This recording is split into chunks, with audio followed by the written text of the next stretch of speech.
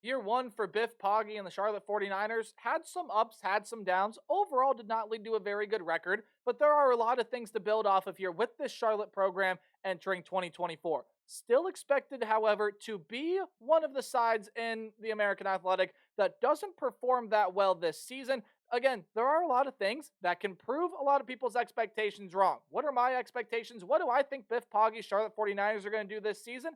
Well, you're about to find out my opinion here in this video. What's up, Tailgaters? You're in the booth with Tailgate Nate today. I want to welcome you to my channel and, of course, welcome you to prediction season. Guys, we have 4 videos left, including this one. Again, this is the last of 3 videos today. You'll get 3 videos tomorrow to round out prediction season, and then we will be done. Thank you for supporting me throughout this prediction season, and thank you for watching this video because it helps support my channel in more ways than you can even imagine. If you want to continue to support what I do here on YouTube and you want to continue to do so, but as we get closer and closer, and as we get into even the college football season, well, there are plenty of ways you can do that. First of all, if you're as big of a college football nerd as I am, you're going to want to hear what I have to say during the college football season, right? Which means you got to subscribe, you got to ring the bell, and do anything else you can to interact with the channel, because it all helps support what I do here on YouTube, whether that's liking, commenting, sharing, anything else I have or haven't said yet. Again, it all helps to support the channel. Really appreciate everything that you guys do. And now let's dive on in. Talking about Biff Poggi's Charlotte 49ers here entering 2024. Before we do that, though, I got to tell you how we're going to do it. We'll take a deep dive into the team's offense, into the defense. And at the end of the video, we'll go ahead and take a deep dive into the Charlotte football schedule and give it a game-by-game preview and prediction. We'll tell you a couple more things here because right over here will be the stats the team put up, either offensively or defensively from last season. And, of course, for your viewing pleasure, right down there below the team's logo, I've went ahead and put the team's coaching staff. And after a water break, we'll go ahead and get started. Make sure you stay hydrated. And now, without further ado, ladies and gentlemen, let's talk about the Charlotte 49ers here in 2024. Got to tell you how the offense was last season. And, well, you can just take a look at by those statistics up there that overall, it wasn't a great year for Biff Poggi's offense. They had one of the worst, if not, I think maybe even the worst, third down conversion percentage mark in the entire country. The pass game was inconsistent. The run game was inconsistent. They just couldn't really get a whole lot going offensively on a consistent basis. Yes, there were some moments where everything kind of gelled together and everything worked, but for the most part, this just was not a good offense from the Charlotte 49ers last season. Well, that is all going to look to change this year. Let's start with the quarterback position. Jalen Jones has gone off due to graduation, a guy who threw 109 passes for the team last year, 646 yards, 2 touchdowns, and 4 interceptions. Again, not a stat line that's going to blow you away, but still, hey, that's some solid production that you are going to be leaving out of this quarterback room. Your main starter from last year was Trexler Ivy. You are going to get him coming back here to this team. Now, again, his stat line is not going to impress a ton of people either. 1,263 yards, around 55% completion, 203 pass attempts, 4 touchdowns, but 10 interceptions. Not a great touchdown to interception ratio at all. You can't have that if you want to be a starting quarterback at the FBS level. But the quarterback play, I believe, is going to improve for Charlotte this year because you get a guy who, for the most part last season, in his limited playing time with the Florida Gators, looked pretty darn impressive last year, and that is a young man by the name of Max Brown. Now, again, did not have a ton of playing experience last season. He only threw 28 passes, but 67% completion percentage, darn near 68. He went 19 for 28, 192 yards, no touchdowns and 1 pick. And yes, there are some things to work on with Max Brown, but I think he's going to be better than Jalen Jones was. I think he's definitely going to be better than Trexler Ivy was. And on the ground, 23 carries for 37 yards, but does have the ability there with the legs as well. So you're getting a pretty good player in from Florida in Max Brown that I think once he steps into the starting role, and that is what I expect Biff Poggi and the offense to do this season, is name Max Brown the starting quarterback. I think you're going to see things go a lot better, at least in terms of quarterback play for the 49er offense, than it did last season. You take a look at some of the other pieces out of this team that are going to be gone from last year. Well, you do lose a couple of guys here out of this running back room. Now, Jalen Jones was the team's leading rusher last season. 476 yards, 4 touchdowns on a team-high 110 carries last year. Again, he came out of the quarterback position, so you are going to be losing that production there as well. Not a team that ran the ball super effectively. They ran the ball a ton more than they threw it last year, which is why the yards per game number, I mean, overall looks pretty solid, but they only averaged 3.8 yards per carry. They ran the ball almost 475 times, 464 to be exact there. And again, a couple really nice pieces do leave. Shadrick Bird has gone off due to graduation, and Darrell Robinson is off and entered the transfer portal. Both of those guys had at least 100 yards last season, and out of the two of them, only one combined touchdown. That was Robinson, a lone touchdown last season. So again, some solid pieces are leaving this running back room, but a couple of your main guys will be coming back there. Teron Kelman is going to be coming back, 328 yards and a touchdown. He was the leading rusher among running backs last season. You also are getting Hassan Wilson that's going to be coming back as well. Third leading rusher last year, 322 yards and 3 touchdowns. He averaged 6 yards per carry, right around there. So that's a really big get back here for this team. From the transfer portal, you also did bring in some pretty nice pieces. CJ Stokes is in. Cartavius Norton is in. He's an Iowa State transfer. We'll tell you where CJ Stokes comes from here. He's over from a team that just won a national title last year, and the Michigan Wolverines, again, got lost in a loaded running back room behind Blake Corum this year, behind Donovan Edwards, Kalel Moling, some other really talented pieces. So he has since transferred over to Biff Poggy's team, and hey, could see some really big minutes out of the running back room here. Those two guys are going to provide some really big, solid carries here. Maybe they'll push Kelman or Wilson kind of onto the back burner here, but overall, you got some nice talent in this running back room, and you'll have some nice talent in the wide receiver room and tight end room as well. Only notable loss out of the pass catching room that I could find at least is going to be Jack Hestera. Pretty solid wide receiver for the team last year, 349 yards, 3 touchdowns on 28 catches last season, so losing him, pretty substantial loss there. But pretty much other than that, you get a lot of names coming back here. Jarris Mack will be coming back. Leading receiver last year at 453 yards, 2 touchdowns on 25 catches. Dwayne Thomas Jr. and Jack Reynolds are also going to be returners here to this team, as well as some really nice pieces from the transfer portal. Omega Blake, I believe, is coming over from East Carolina. I will fact check that here. But you also are getting, yes, Omega Blake is coming over there from East Carolina. You're also getting Justin Olson, who's coming over from Middle Tennessee. You're getting Isaiah Myers, who I believe is a JUCO community college transfer. I could be wrong on that. I'll fact check that in a second. And a guy that's not on the board, and Therese Trainer, that is coming over here from Tulane. I'll check on where Justin Olson is coming over from. No, I am dead wrong there on that. Not a community college player at all. He's coming over from Middle Tennessee. Also previously a North Carolina Tar Heel. So, I mean, taking a look there at the pieces that come in through the transfer portal, you're getting in some really good pieces in the tight end room. Well, again, no notable pieces did leave, so you get a lot of nice returning pieces from last year. Colin Weber, Jake Clemens, and Bryce Kanan, however you pronounce the last name, they're all coming back to the tight end room this season. Offensive line room, though, you'll lose a ton out of the offensive line room from last season. Now, the offensive line last year in general allowed 31 sacks. Again, the rush game kind of struggled at points last season. So overall, you could see some very improved play out of the offensive line this year. But again, a lot of these guys are very experienced players, and usually on the offensive line, that hurts a lot. Most important thing on the offensive line is snaps, and you lose a lot here. Lucas Gramlich, Kevin Williams, Jasper Parks, and Jonathan Bass all gone due to graduation, at least using as much eligibility as they want to, while Ja'Kai Green and Jordan Daniels have entered the transfer portal. So you take a look at returners in the offensive line room this year, really only 2 super notable ones, but a big get back here is Johnny King. That is a huge get back here. I believe he's going to end up being the starting center here for this team. I'll fact check that right now as well. Yes, projected starting center. Again, big get back there. Andrew Adair also returns, but most of your other significant pieces on the offensive line will be built through the portal. Johnny Hassard, Jordan Moko, Mitchell Mays, Tyler Gibson, and Jordan Herman all return to the offensive line room here in not return, they come in through the portal here in 2024. Bottom line, and I won't talk about this for long, the offense is going to be better than it was last season. I think it has to be. Max Brown is an improvement at the quarterback position. You bring in some really talented portal pieces there. I think it depends on how the offensive line portal pieces fit in, and if they can improve from last season, or if they can improve from last season's group and just fit into the system well. But I think overall, you get an improved quarterback. You got some good weapons in the skill position rooms. Offensive line should at very least still be solid. It should be an improved offense for Biff Poggy's 49ers here in 2024. You take a look at the defensive side of the ball, and yeesh, ton of talent leaving this defensive side. Although I am going to mention one name right off the bat, and that is Isaiah Hazel.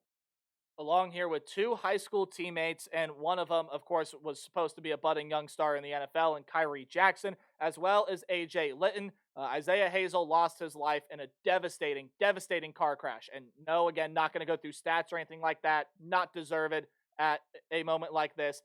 He would have used up his eligibility and did graduate from the program, but again, has tragically lost his life in a devastating way. And my thoughts and feelings and everything else go out to the family, the friends, the teammates, and everyone surrounding the situation and surrounding Isaiah Hazel. He will be missed. Really bright young kid who had a great future post his football time, and sadly will not get to live that out. So again, no easy segue from that. Apologies for the sudden mood change, but it had to be mentioned, and we will be missing Isaiah Hazel very dearly as 49er fans, as college football fans, and whatever else may have you. Again, thoughts, feelings, and everything go out to players, coaches, friends, and anyone else that happens to be around this devastating situation.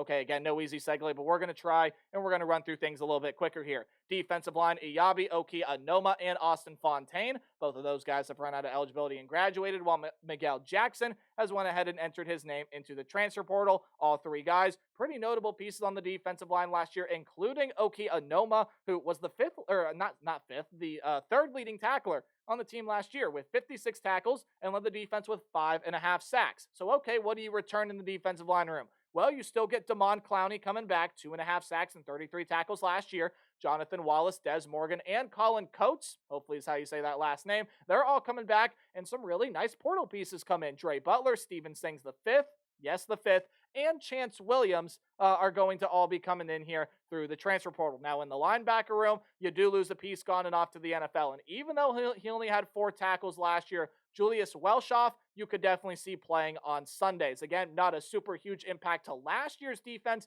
but still was able to, at least he got invited to a mini camp. He may have very well been signed, but he is now with an NFL team. You also are going to be losing Demetrius Knight and Nakai Hill-Green, your 2 top tacklers from last year. So 1, 2, 3, boom, your top 3 leading tacklers all gone. But Knight and Hill-Green are both off through the portal. Knight had 96 tackles, a sack and a half last season, and also 3 interceptions that led the team. One of them was a pick 6. And then Hill-Green last season, 73 tackles, 2 sacks, and 3 pass defended from last year. So you're going to be losing all of those guys that, again, are gone and off through the transfer portal. Okay, linebacker room, what do you have coming back? Well, Prince Bema is going to be coming back, 48 tackles, a sack and a half, 5th leading tackler last season. Stone Handy and Reed Williford are all names that come back, and all these names enter through the portal. Donovan Spellman, Aiden Collar, and Xavier Simmons, again, they all enter through the portal. Again, we already talked about Isaiah Hazel, and once again, thoughts, prayers, and everything goes out to him.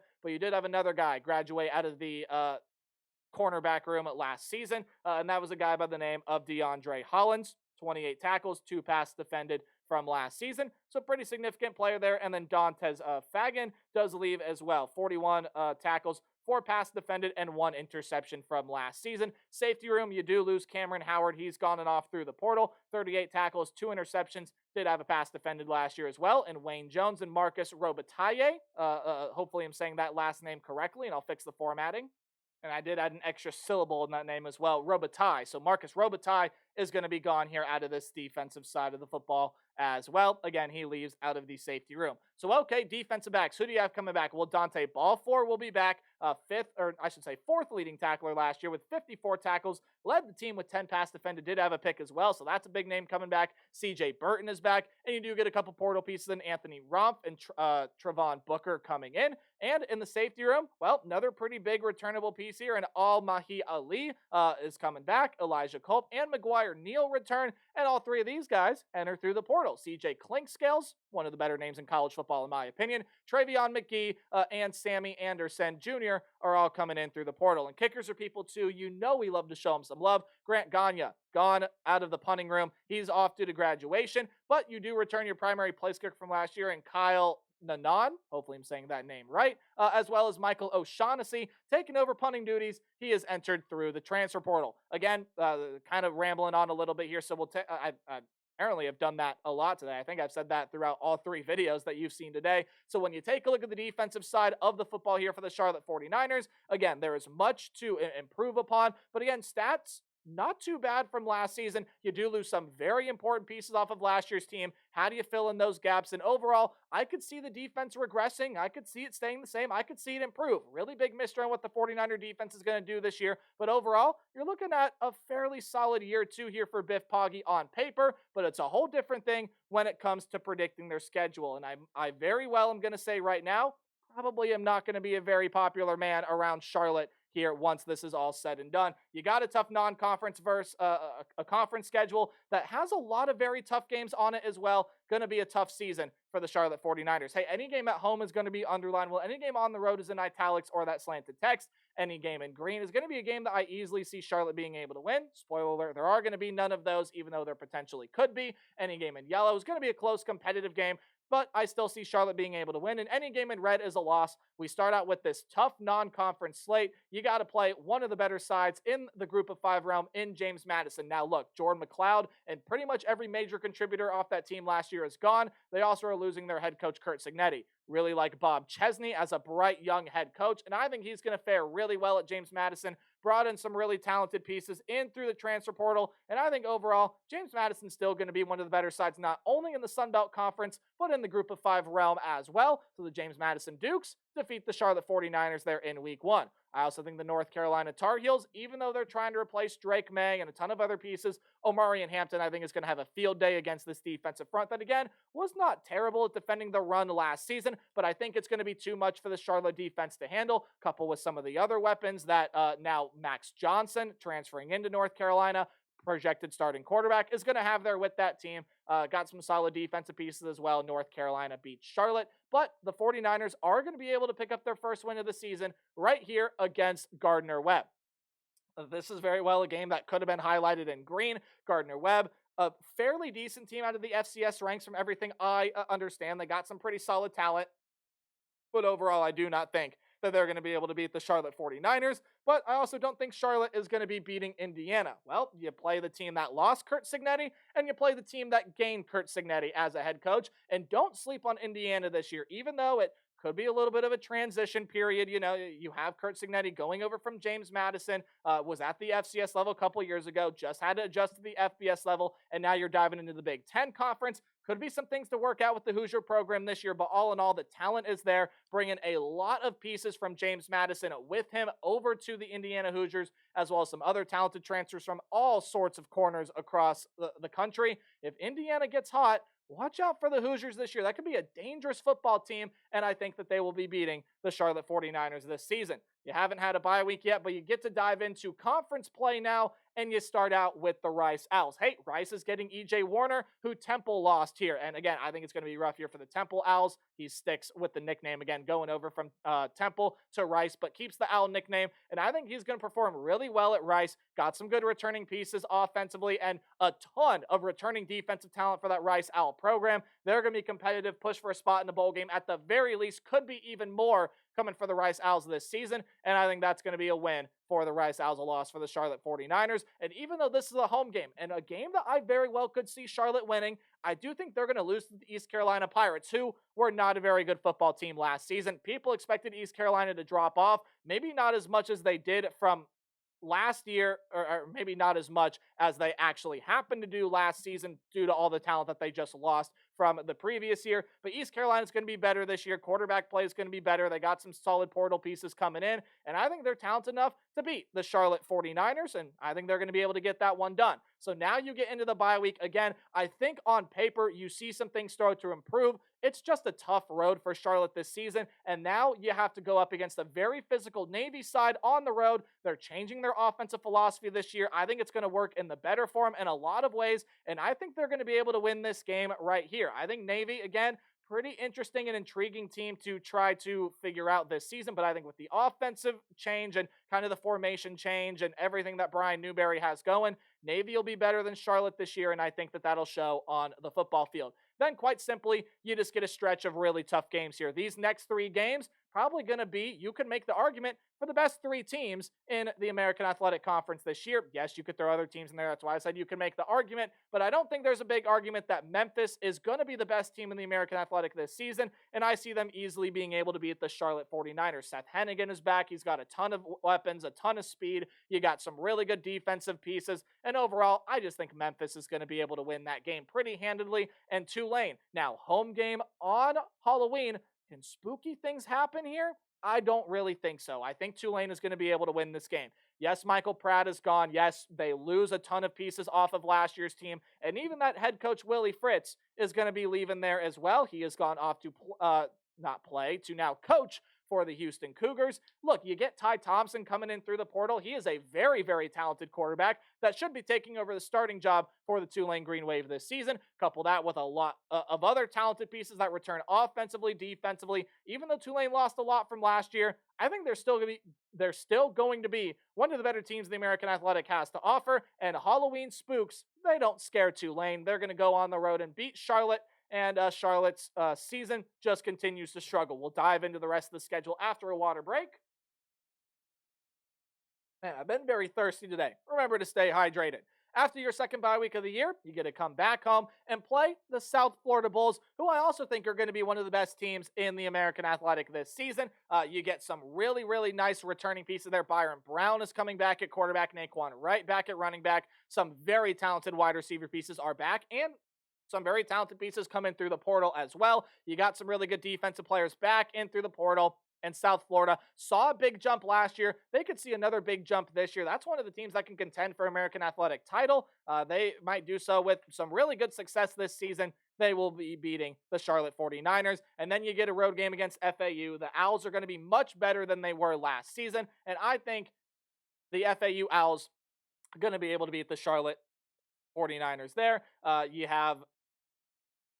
Sorry for the sun pause, had to sneeze. You have Cam Fancher coming in at quarterback, some really other good, talented transfers coming in, and Tom Herman. If I haven't said it before already, I forget if I have or not, so apologize if I'm sounding redundant, but knows what it takes to win at the group of 5 level. So that's a win for the Charlotte, or not a win, that's a loss for the Charlotte 49ers, and I think they'll end the season with the loss here as well against the UAB Blazers. Another game, much like the game against East Carolina, that I could see them being able to win, but ultimately, again, I think UAB and Trent Dilfer's group are going to be more talented than they were last season as well, and I think that's going to be a loss for the 49ers as well. And I hate to do it to Biff Poggy's club, but I got a 1-11 record here for you. Now, look, maybe I'm underestimating the Charlotte 49ers, but I do fully believe that this is going to be a better football team here in 2024. I think there's going to be things to improve upon. The record might not be as good just because I think it's a harder schedule than what you had to play last year, but it doesn't come without its winnable games. What if they pull off the upset against James Madison in week 1? Maybe those losses hurt the Dukes a lot more than I'm thinking. They can beat East Carolina. They can beat Navy.